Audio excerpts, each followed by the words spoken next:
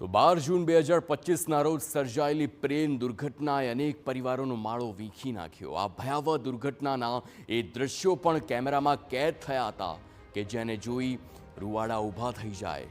આ વિડીયો મૂળ અરવલ્લી જિલ્લાના મેઘરજના ખાનપુર ગામના આર્યન અસારીએ ઉતાર્યો હતો। તે સમયે અમદાવાદના મેઘાણીનગરમાં હતો અને ઘરના ધાબે ઊભો હતો। તેણે વિમાનનો વિડીયો ઉતારવા મોબાઈલ ઓન કર્યો, તેનો કેમેરો ઓન કર્યો। જો કે તેને ખબર નહીં હોય ક્યારેય ભૂલાય નહીં તેવી દુર્ઘટના તેના કેમેરામાં કેદ થઈ જશે। આજે દુર્ઘટનાના 1 વર્ષે તે એટલી જ પ્રાર્થના કરે છે કે ફરી ક્યારેય આવી દુર્ઘટના ન સર્જાય।